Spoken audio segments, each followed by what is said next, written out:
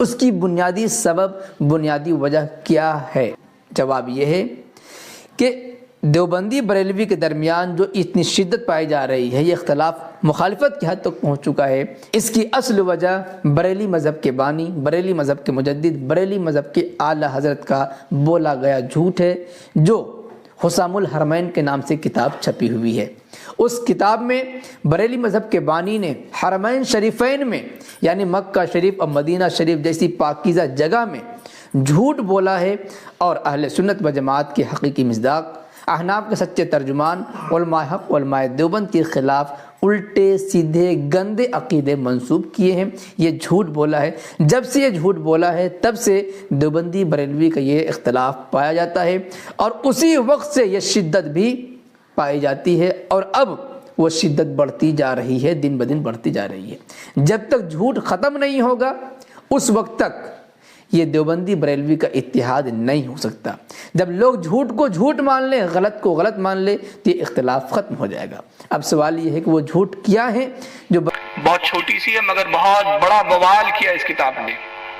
ہے تو چھوٹی سی کتابچہ ہے، چھوٹا سا، کل 32 پیج کا کتابچہ ہے یہ، مگر یہ آج بھی چھپ رہا ہے۔ آپ کو اس کی شکل و صورت دیکھ کر یہ احساس ہو گیا ہوگا کہ بالکل نیا پرنٹڈ آیا ہے۔ میرے پاس 4 سے 5 ایڈیشن ہے اس کے۔ اس کتاب کا نام ہے حفظ الایمان۔ کتاب کا نام کیا ہے؟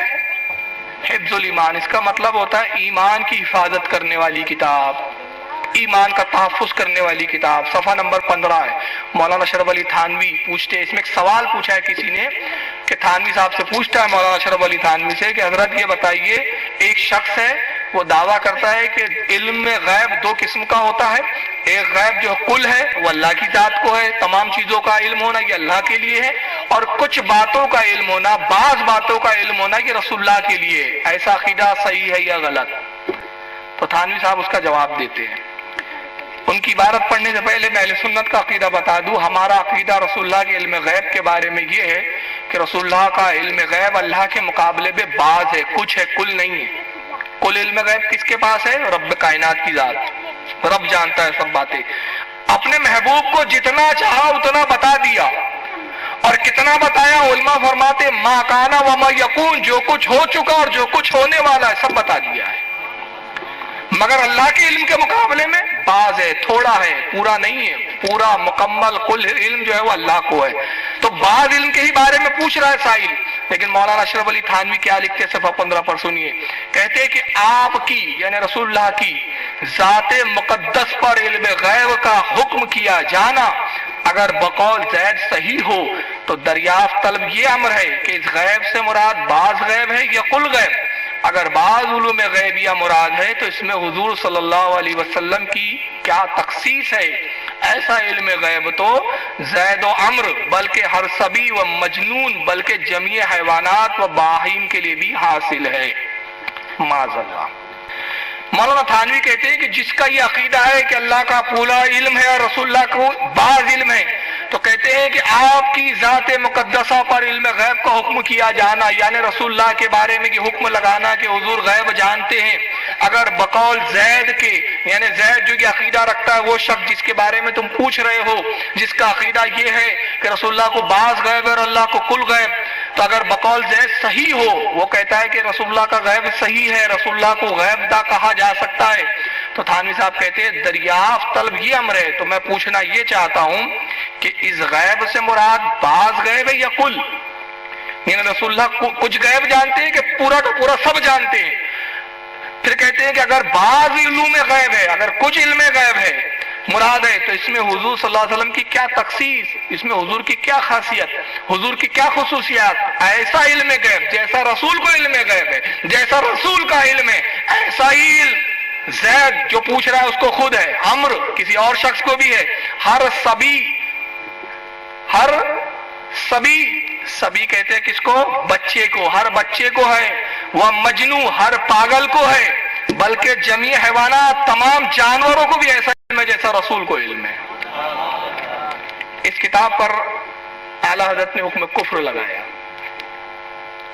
اب آپ چلاتے ہیں کہ بھائی ہمیں کافر کیوں کہتے ہو؟ میں آپ سے پوچھتا ہوں، یہی عبارت میں اس کو یوں پڑھتا ہوں، اب دیکھیں میں عبارت وہی رہیں گی جہاں رسول اللہ کا نام آیا میں وہاں نام تبدیل کر کے کچھ اور نام کر دوں گا. اب میں اس کو یوں پڑھتا ہوں. اگر مولانا اشرف علی تھانوی کے بارے میں یہ عقیدہ نظریہ اور رکھنا، یہ حکم لگانا کہ مولانا اشرف علی تھانوی عالم دین ہیں، تو وہ پورے عالم ہیں کہ ادھورے عالم دین ہے؟ اگر ادھورے عالم دین ہے یا آدھے عالم دین ہے، پورے مکمل عالم دین نہیں، تو اس میں مولانا اشرف علی تھانوی کے علم کی کیا خاصیت؟ جیسا علم مولانا اشرف علی تھانوی کو، ایسا علم تو جانوروں کو بھی ہے، کتوں کو بھی ہے، سور کو بھی ہے. اب بتائیے توہین مانیں گے کہ نہیں مانیں گے؟ کہیں ہمارے مولانا کی شان میں بیعت بھی کر دیا آپ نے. میں کہتا ہوں تعجب ہے یار، آپ کے مولانا کے علم کی تشبیہ، آپ کے مولانا کے علم کی مثال میں نے جانوروں کے علم سے دے دی تو آپ کہتے توہین ہو گئی. مگر یہی بات جب رسول اللہ کے بارے میں کہتے ہو تو آج تک آپ کو توبہ کی توفیق نہیں ہوتی. اور یہ ہے مولانا اشرف علی تھانوی کی تعلیم. اور مولانا الیاس صاحب کا کہنا ہے کہ مجھے مولانا اشرف علی تھانوی کی تعلیم کو عام کرنا ہے، تبلیغی جماعت بنانے کا میرا مقصد یہی ہے. یہ کہتے ہیں رسول کا علم تو ایسا ہے جیسے جانور اور پاگلوں کا، مگر اللہ نے اپنے محبوب کو کیسا علم دیا. میں 3 آیتیں پڑھ رہا ہوں. اللہ فرماتا ہے وما هو علی الغیب بدنین، ہمارا یہ رسول غیب بتانے میں کنجوس نہیں ہے، بخیل نہیں ہے. ہم جو بھی اس پر غیب نازل کرتے ہیں یہ اپنی امت کو بتا دیتا ہے، کنجوسی نہیں کرتا. ہم نے اپنے محبوب کو غیب دیا، اور یہ کہتے ہیں جانوروں کی طرح علم ہے، اس سے زیادہ نہیں ہے. جتنا جانور کو اتنا رسول کو معاذ اللہ.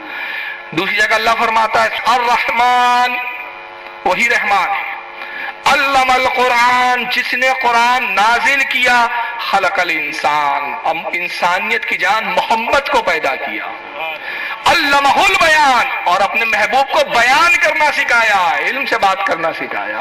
اللہ فرما رہا ہے میں نے محبوب کو میں نے سکھایا. تھانوی صاحب کہہ رہے جو کچھ اللہ نے رسول کو سکھایا ایسا تو جانوروں کو بھی ہے. کس کی توہین ہو رہی ہے یہ؟ اب بات توہین کی بڑھ کر اللہ تک پہنچ گئی کہ دینے والا رب کائنات، اور جو اپنے محبوب کو جو دیا تو کیا جانوروں کے برابر دیا ہوں گا کہ اس سے افضل و اعلیٰ دیا ہوں گا؟ جانوروں کے برابر اگر دے دیا تو نبی کی خصوصیات کہاں رہی؟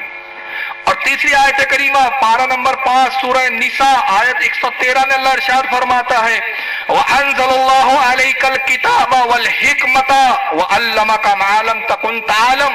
اللہ فرماتا ہے اور اللہ وہ ہے جس نے اپنے محبوب پر کتاب نازل کی، قرآن کریم نازل کیا، والحکمہ، اور اپنے محبوب کو حکمت کی بات سکھائی، حکمت کا کلام سکھایا، وَعَلَّمَكَ مَا لَمْ تَكُنْ تَعْلَمْ، اور اپنے رسول کو وہ سب بتا دیا جو وہ نہیں جانتا تھا، جو نہیں جانتا تھا سب بتا دیا.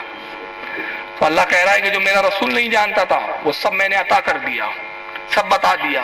تو جو کچھ بتایا وہ کیا جانوروں کے برابر بتایا ہوں گا؟ تو یہ یقیناً یہ عبارات، یہ کتاب اور اس میں جو بات لکھی گئی ہے یہ رسول اللہ کی توہین ہے. اور رسول اللہ کی توہین جو ہے وہ کیا ہے؟ کفر ہے. اس اعتبار سے ہم کہتے ہیں کہ نماز پر ہمارا آپ سے کوئی اختلاف نہیں ہے. نماز کی دعوت میں ہم تمہارے ساتھ ہیں، داڑھی رکھنے کی دعوت میں ہم تمہارے ساتھ ہیں، سنتوں کی پابندی کے لیے ہم تمہارے ساتھ ہیں. مگر نماز بعد میں ہے، سنتیں بعد میں ہے، داڑھی رکھنا بعد میں ہے، اعمال بعد میں ہے. پہلے ایمان ہے. ایمان درست ہے تو سب درست ہے، مگر یہاں تو کھوٹ ایمان میں ہی ہے، تعلیمات میں ہی کھوٹ ہے. اور پھر